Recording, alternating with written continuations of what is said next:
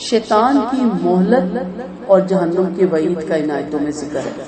چونکہ شیطان نے ڈھیل مانگی تھی اس لیے اللہ نے اس سے فرمایا جا میں نے تجھے ڈھیل دی، اور پھر اس نے جو دھمکی دی اس کے حساب سے وہ اس نے کیا وعدہ کیا ہے کہ وہ کس کس طرح سے انسان کو بہکائے گا. سب سے پہلے اس نے کہا کہ میں اپنی آواز سے بہکاؤں گا.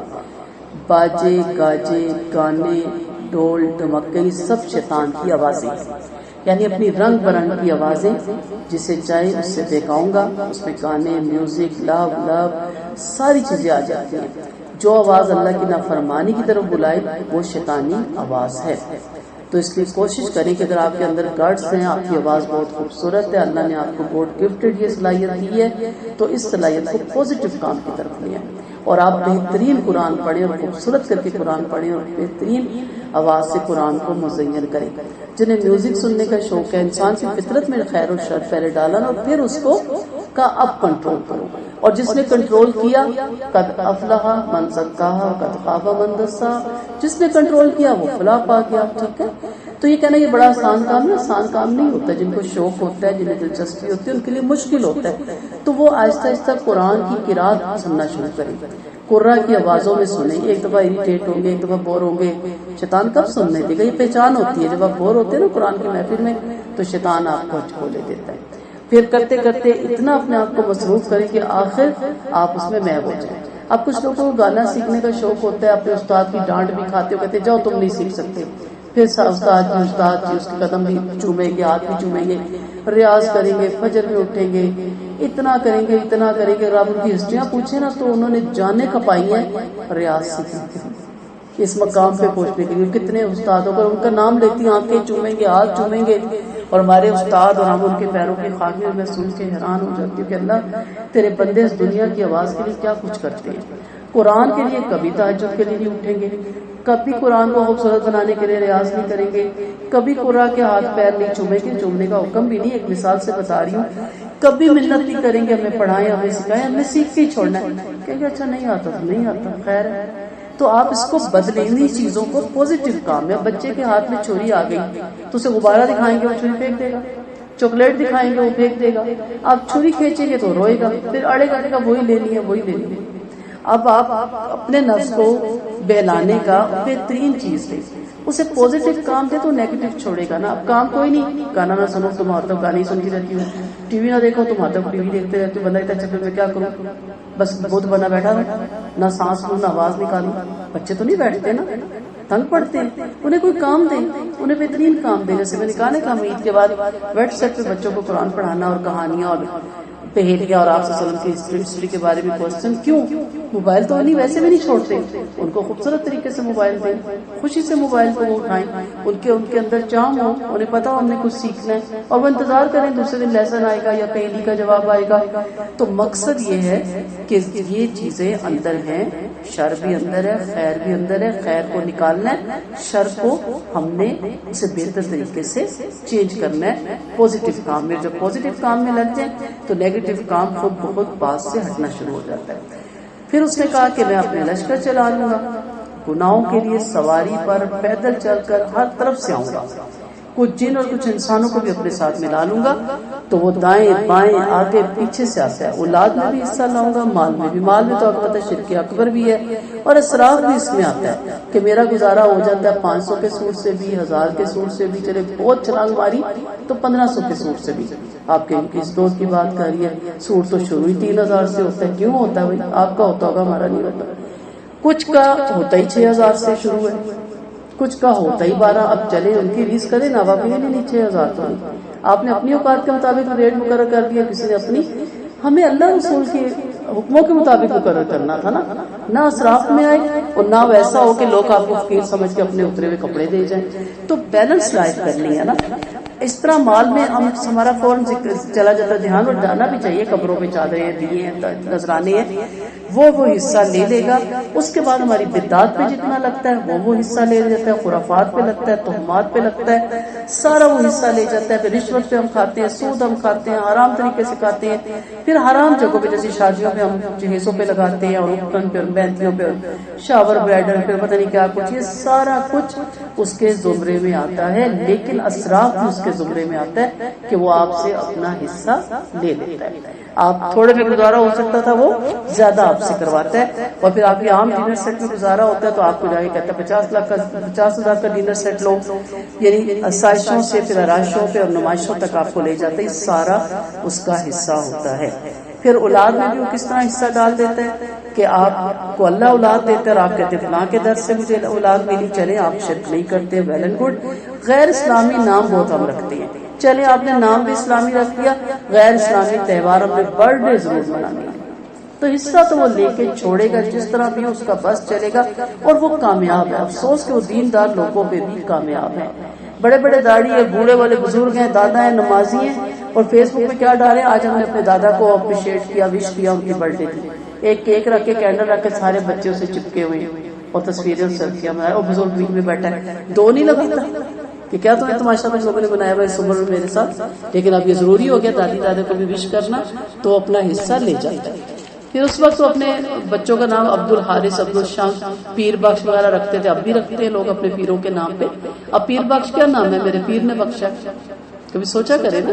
تو شرکیہ نام رکھواتا ہے، غیر مذہب کے لوگوں کے نام لکھواتا ہے، اور بھی بہت سی چیزیں داخل کرتا ہے. زنا کی طرف لاتا ہے، لواطت کی طرف لاتا ہے، قتل کی طرف لاتا ہے، بچوں کو زندہ درگور کرنا، ابورشن کرنا، ساری چیزیں اس میں شامل ہے. کیا آج ہمارے گھر گھر میں یہ چیزیں نہیں آ گئی؟ پوری طرح اس وقت وہ کامیاب ہے. اور کا وہ وعدے دلاتا ہے کہ بچے کو اس مقام پہ پہنچاؤ تاکہ ایک نام تمہارا روشن کرے، اور ایسے ایسے عہدے بتاتا ہے. اور کہاں تم نے قرآن میں ڈال دیا معصوم بچے کو، اور معصوم کیا اس کو اس میں لگا دیا، ادھر سے دور کرتا ہے. اور کہتا ہے یہ سیکھ ہی لیں گے، عمر پڑی ہوئی ہے، لیکن پڑھائی کی یہی عمر ہے. یہی کہتے ہیں نا، پتہ ہے ہمیں عمر پڑی ہوئی ہے. جیسے میں نے ایک لڑکے کا واقعہ سنایا تھا، اوریجنل ہے، کہ جب اس کی آخری ڈگری ملی تو اس کو وہ کینسر ڈائگنوز ہوا جب اس کے پاس 7 ماہ تھے باقی. اس نے اپنے باپ کو کہا میری ساری ڈگریاں لے کے آؤ. اس کا باپ کہتا ہے اس کے مرنے کا دکھ نہیں، دکھ اس چیز کا ہے کہ اس کی لاسٹ کی بات مجھے ہلا گئی. اس نے ساری ڈگریاں دیکھ کے کہا بتائے میرے والد صاحب یہ ساری ڈگریاں قبر میں مجھے بچائیں گی؟ کہا نہیں. کہا کاش آپ نے مجھے قرآن کے ساتھ جوڑا ہوتا تو آج میں مایوس نہ جاتا. کہتا ہے اس کے مرنے کا دکھ نہیں، اللہ کے حکم سے آ گئی موت، اس کی آخری بات مجھے ہلا کے چلی گئی.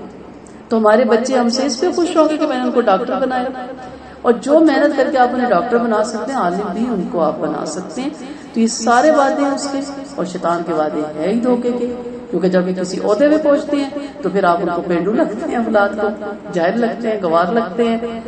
بات کرنے کا آپ کو سلیقہ نہیں ہوتا، آپ کی انگلش کی غلطیاں کیا اردو کی بھی نکلتی ہیں، اور پھر آپ کو ملانا بھی پسند نہیں کرتے. اِنَّ عِبَادِي لَيْسَ لَكَ عَلَيْهِمْ سُلْطَانٌ. کتنی خوبصورت آیت ہے. اللہ نے کہا جو مرضی کر، میرے بندے میں تیرا زور نہیں چلے گا. اللہ ہمیں اپنے بندوں میں شامل کر دیا. وَكَفَىٰ بِرَبِّكَ وَكِيلًا. تو جب تک اس کی بندگی میں آپ نہیں آئیں گے اس وقت تک شیطان کے نرخرے سے آپ نہیں نکل سکیں گے. تمہارا رب وہ ہے جو تمہارے لیے دریا میں کشتی چلاتا ہے تاکہ تم اس کی روزی کو ڈھونڈو. بلا شبہ اللہ تم پہ بڑا مہربان ہے. جب تم سمندر میں کوئی مصیبت پہنچتی ہے تو تم جن کو پکارتے تھے وہ سب گم ہو جاتے ہیں سوائے ایک اللہ کے. پھر جب وہ تم کو بچا کر خشکی پر لے آتا ہے تو تم اعراض کرنے لگتے ہو اور انسان ہے ہی بڑا ناشکرا. اکرمہ کا واقعہ جس پہ آیتیں اتری. ابو جہل کا وہ بیٹا تھا، جب مکہ فتح ہوا تو وہ بھاگ کے پناہ لینے کے لیے حبشہ کی طرف چلا گیا. کشتی میں سوار ہوا، بہت تند و تیز آندھی چلی، کشتی ڈوبنے لگی. کشتی میں باقی لوگ بھی سوار تھے جو بھاگ رہے تھے. انہوں نے کہا اللہ ہی بچا سکتا، اللہ سے رو رو کے معافی مانگو. تو اکرمہ نے دل میں سوچا کہ یہی بات تو نبی کہتے ہیں، اگر اللہ ہی نے بچانا ہے خشکی میں تو خشکی میں بھی تو وہی ذات ہے. تو اس نے دعا کی کہ اللہ تعالیٰ آج تو نے مجھے اگر بچا لیا تو میں سیدھا واپس جاؤں گا اور آپ صلی اللہ علیہ وسلم کے ہاتھ پہ بیعت کروں گا. اللہ نے جب اس کو مصیبت سے نکالا تو آپ صلی اللہ علیہ وسلم کے ہاتھ آیا اور آپ صلی اللہ علیہ وسلم کے ہاتھ پہ بیعت کی. اور پھر اس نے جتنا اسلام کو نقصان دینے کے لیے زندگی میں وقت لگایا تھا اس سے زیادہ پھر اس نے اسلام کی تبلیغ میں اپنی زندگی کو وقف کیا. اللہ اس کی ساری کوششیں قبول فرمائے. اور ایک پھر جہادی میں ان کی پھر شہادت ہوئی تھی. تو کیا تم اس بات سے ڈر گئے ہو، نڈر ہو گئے کہ اللہ تم کو خشکی کے گوشے میں دسا دے، تم پر آسمان سے پتھر برسا دے، پھر تم اپنے آپ تمہارا کوئی کارساز نہ پاؤ. یعنی ہم ایک مصیبت سے بچے گئے تھے، شکر ہے بچ گئے. تو کیا دوسری میں نہیں پڑھ سکتے؟ جہاز فلیش ہونے سے بچ گیا، شکر ہے. ٹرین الٹ گئی، بچ گئے، شکر ہے. ایکسیڈنٹ میں بچ گئے، شکر ہے. وہ جب بھی چاہے پکڑ سکتا ہے. ہوتا یہ ہے کہ جب مصیبت آتی ہے تو گڑ گڑا کے اللہ کو پکارتے ہیں، جب مصیبت ختم ہو جاتی ہے تو بھول جاتے ہیں. یا تم اس سے نڈر ہو گئے کہ تمہیں پھر دوسری دفعہ دریائی میں لوٹا دے اور تم پر تیز ہوا کے چکر بھیج دے، پھر تمہیں ناشکری کی وجہ سے غرق کر دے، پھر اس پر تمہیں ہمارا پیچھے کرنے والا کوئی ملے گا بھی نہیں. کچھ بھی نہیں اللہ کا نعوذ باللہ آپ بگاڑ سکتے. وَلَقَدْ كَرَّمْنَا بَنِي آدَمَ وَحَمَّلْنَاهُمْ فِي الْبَرِّ وَالْبَحْرِ وَرَزَقْنَاهُم مِّنَ الطَّيِّبَاتِ۔ واقعی ہم نے اولاد آدم کو عزت دی۔ اب اللہ نے تو ہمیں بہت عزت دی، لیکن مسئلہ یہ ہے کہ ہم اپنی عزت خود خراب کرتے ہیں۔ بد اخلاقی سے انسلٹ ہوتی ہے، اپنی زبان سے، بد کرداری سے، پولیس جوتے مارے یا عوام پکڑ کے جوتے مارے، اپنی بزرگی، اپنے شرف یعنی نیچ حرکتیں کر کے، انسانیت سے گری ہوئی حرکتیں کر کے ہم اپنی انسلٹ خود کرتے ہیں۔ اللہ نے تو کرمنا بنی آدم، صرف مسلمان کو نہیں، ہر انسان کو شرف اور بزرگی کے ساتھ پیدا کیا، بہترین حیت دی، بہترین باڈی دی، بہترین صورت دی، بہترین دماغ دیا، ہر چیز اس کی بہترین ہے۔ وہ اچھا بول سکتا ہے، اچھا سوچ سکتا ہے، اچھی طرح چل سکتا ہے، اچھے کام کر سکتا ہے، اور اس کو بہترین رزق بھی دیا، پاکیزہ رزق دیا۔ جانوروں کی طرح کوڑے کے ڈرم میں منہ مار کے کھاتے ہیں ہم کو، لیکن گند کھانے کے بڑے شوقین ہیں۔ شراب سور کھائے بغیر گزارا نہیں، سور کھائے بغیر گزارا نہیں۔ کیا یہ گند نہیں ہے؟ صاف ستھرا کھاتے ہیں، دھو کے کھاتے ہیں، نیٹ اینڈ کلین کر کے کھاتے ہیں۔ ہاتھ دھونے کا بھی کہا جاتا ہے، 5 وقت ہاتھ دھوئیں، کھانے سے پہلے بھی دھوئیں، بعد میں بھی دھوئیں۔ یہ سارا آپ کو احترام دیا گیا، آپ کو شرف دیا گیا، لیکن ہم کیا برگر پکڑا چک مارا جانور کی طرح؟ یہ اسلام میں پسندیدہ طریقہ نہیں ہے کھانے کا، بچوں کو منع کریں۔ ہم تو اگر نان کے اندر پکوڑے بھی رول کرتے تو ہمارے ہاتھوں سے چھین لیا جاتا تھا کہ انسانوں کی طرح کھاؤ، کیا کتم کی طرح کھاتے ہو؟ کہا جاتا تھا نا یہ لفظ، کس طرح کھایا جاتا ہے؟ ایک ہاتھ میں کوک ہے، ایک ہاتھ میں چک مارے، ایک ہاتھ سے کوک پی رہے۔ انسان ایسے نہیں ہے، اور پھر انسان ہر ایک کے کھیت میں منہ بھی نہیں مارتا جانوروں کی طرح۔ آگے بھی آپ دیکھیں گے اپنا کھاتا ہے، صاف ستھرا کھاتا ہے، سامنے رکھ کے کھاتا ہے۔ تو پلیز یہ عادات گھر میں اپنائیں، بچوں کو بھی بتائیں۔ یہ آپ کو اللہ نے ایز اے انسان ایک احترام دیا ہے، تو انسان بنے، جانوروں جیسی حرکتیں مت کرے اور نہیں اپنے بچوں کو کرنے دیں۔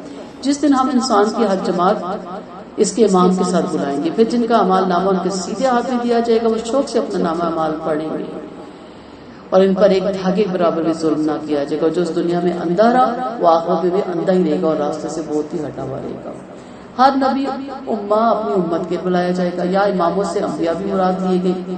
ارشاد ہوتا ہے کہ قیامت کے دن ہر امت کا نبی ان کے ساتھ ہوگا۔ پھر یہ بھی پتہ چلتا ہے کہ انسان اپنے اعمال نامے کے ساتھ بھی ہوگا۔ آپ سوچیں کہ ہمیں جب بلایا جائے گا تو ہمارے امام کون ہوں گے؟ نبی کریم صلی اللہ علیہ وسلم۔ اب ہر مسلمان دعویٰ کرے گا کہ ہاں نہیں میرے نبی صلی اللہ علیہ وسلم ہی ہوں گے، نہیں۔ جو بدعتی ہیں، جو توہمات، خرافات، وہمات میں پڑے ہوئے ہیں، جو شرک میں پڑے ہوئے ہیں، جو تیز داغے گنڈے میں پڑے ہوئے ہیں، جو نذرانے بٹورنے میں پڑے ہوئے ہیں، وہ اللہ کے نبی کے جھنڈ کے نیچے نہیں گزریں گے۔ یہ میں نہیں کہہ رہی، قرآن کہتا ہے، ٹھیک ہے؟ تو یہ بہت بڑی اعزاز ہے ان لوگوں کے لیے، بہت بڑا شرف ہے کہ ان کے امام نبی کریم صلی اللہ علیہ وسلم ہوں گے، ایمان والوں کے پیشوا ہوں گے۔ اللہ تعالیٰ ہمیں ان لوگوں میں شامل کرے جن کی امت میں نبی کریم صلی اللہ علیہ وسلم امام ہوں گے، اور ہم ان کی امت کے ساتھ ساتھ ہم چلتے ہوں گے۔ اعمال نامے کی صورت میں بھی کہا گیا کہ یہ پیش ہوں گے۔ ایک جگہ تو ہے نا امام اور ایک جگہ ہوا اعمال نامہ، جس کے دانے ہاتھ میں اعمال نامہ۔ میں کام چاہتی ہوں جب یہ آیتیں پڑھتی ہوں، بچے کتنا ڈر رہے ہیں رزلٹ کے لیے، ہم بھی ڈرتے تھے۔ پتہ ہوتا تو بہت محنت کی، لیکن کچھ پتہ نہیں ہوتا تھا ٹیچر چیک کرتے ہوئے کیا کر جائے، خوف زدہ رہتے تھے۔ اور جب تک رزلٹ ہاتھ میں نہ آ جائے، کبھی سوچا ہے کہ میں جو کچھ کر رہی ہوں، جو کچھ کما رہی ہوں، جو کچھ بنا رہی ہوں، اللہ کی رضا کے لیے کر رہی ہوں، دنیا کے لیے، آخرت میں اعمال نامہ کس ہاتھ میں دیا جائے؟ کوشش تو کرے نا دائیں ہاتھ میں دے۔ باقی میرا رب ہے میری ایک نیکی کو اور پہاڑ بنائے، اللہ معاف کر دے کہ میری ایسی مجھ سے گناہ نہ ہو جائے کہ میری نیکیوں کو ہی دھو ڈالے۔ ہمیں اپنے رب سے ہر وقت کیئرفل رہنا چاہیے، ہر وقت محتاط رہنا چاہیے۔ سوچیں یہ لاسٹ وہاں کام ہوگا نا، آپ کامیاب، آپ فائنل، آپ فرسٹ آگے، سیکنڈ آگے، تھرڈ آگے، یہ لے اپنے اعمال نامے۔ کتنا بڑا وہ دن، کتنا بڑے اعزاز کا دن ہوگا۔ اللہ نہ کرے وہ بائیں ہاتھ میں آ گیا، یہاں تو کمپارٹ کلیئر ہو جاتی ہے نا، کوئی بات نہیں، سال ضائع ہوا ہے، زندگی تو نہیں ضائع ہوئی نا، کوئی بات نہیں، دوبارہ پڑھ لیں گے۔ بڑے بڑے لوگوں کی زندگی میں روز راستے میں رکاوٹ ہوئی ایجوکیشن کی، 10 سال بعد انہوں نے جان شروع کی اور دوبارہ اپنے مقام پہ پہنچ گئی۔ یہ دنیا ہے، آخرت میں اللہ نہ کرے اگر اعمال نامہ الٹے ہاتھ میں دیا گیا پھر کچھ بھی نہیں ہوگا، کچھ ہو ہی نہیں سکے گا۔ اس لیے کوشش کریں پوری آخرت کے امتحان کے بارے میں۔ بڑا اچھا کسی نے واقعہ لکھا، میں نے اپنی بیٹی کو کہا جلدی سے اور میں آپ کو ایک بات سناؤں۔ اس کے بیٹے کا پیپر تھا، فجر میں ماں اٹھا رہی ہے نہیں اٹھ رہا، جماعت کا ٹائم ہو گیا، اٹھا رہی ہے نہیں اٹھ رہا، ماں جاب پہ چلی گئی۔